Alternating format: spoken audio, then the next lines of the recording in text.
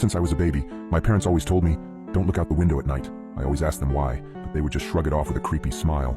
As I grew older, I stopped questioning it, but I just never could have guessed the horrifying secrets my parents were hiding. Everyone in my town also followed this weird tradition, so I thought it was normal.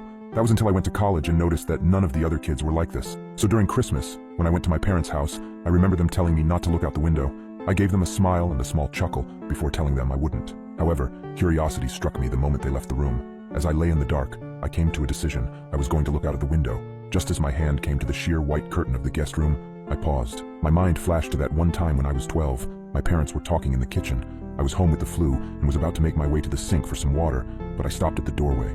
I hid behind the wall, peeking my head out from the doorway just an inch. My mother was crying and my father was holding her and rocking. That poor little girl. I feel horrible for her family, whispered my mother. My father just nodded and continued holding her. I went back to my room after that. Several hours later, my dad came up to my room with several pieces of wood and boarded up my windows. What are you doing that for, Dad? I asked him. Oh, it's nothing. Just safety reasons, he replied. I learned at school the next day that a little girl was found dead the previous morning, the window broken and curtains torn. I snapped back to the present. My hand drew back from the curtain. I shook my head, cursing myself for being so weird. What was the worst that could happen? It was just a window, it couldn't hurt me, right? As I reached my hand out again, my instinct was telling me to stop. My gut twisted as I reached nearer and nearer. Just as I touched the curtain, a painful howl came from the forest surrounding the house. I flinched back, deciding to just lay down and try to get some sleep. I forgot how hard it was to get sleep in my hometown. Every night, coyotes howled for hours everywhere in town, or at least I thought they were just coyotes. The next night, I woke up in a cold sweat. I glanced over at the alarm clock next to my bed. It was midnight. I groaned and sat up in bed. A low growling sound from outside of my bedroom window. I thought back to last night and decided that I had made up my mind about looking out.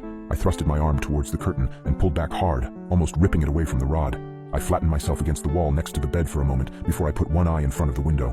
I immediately regretted my decision as I heard claws clacking up the house. I flung myself out of bed, tumbling on the floor. I stood up and got back up on the bed. I stuck my face closer to the window as the clacking got closer and closer.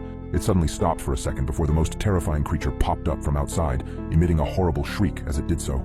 I can never forget its face, the way the hollow eyes oozed some kind of black substance, like tar, and the way its lips were pulled back into a gruesome grin, the teeth blood-stained and razor-sharp.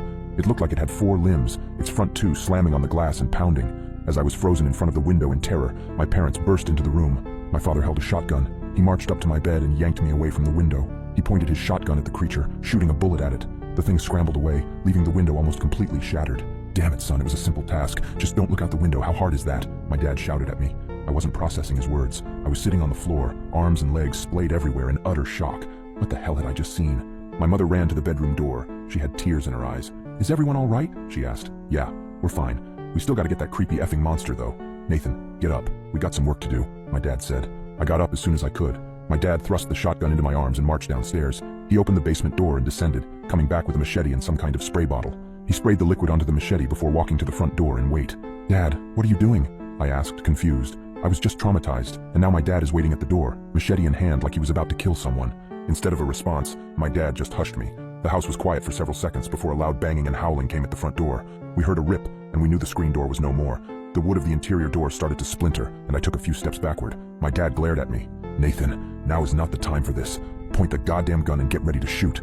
I aimed the gun at the door, trying to find the spot where the howling was coming from. The door was strong, but it wasn't indestructible. The creature burst through the door, and I pulled the trigger in a moment of terrified panic. My dad knelt down and brought his machete down on the abomination's head. The howling ceased, and my mom rushed forward with a tarp to cover the spot where the door was destroyed. Honey, are you okay? My mom asked for the second time that night. She came up to me and kissed my cheeks, as if to make sure I was still there. She went over to my dad and did the same. We're okay, both of you, get in the basement. I gotta clean this up. I asked, basement? Why the basement? Everything was going by at the speed of light, and I couldn't help but question everything that was happening at the moment. Let's just get in the basement. Your father needs to clean up, my mom said, grabbing my arm and pulling me to the basement. We sat on the couch down there for what seemed like hours before my dad came in and put the machete up. He sat on the chair in front of us with an exhausted sigh.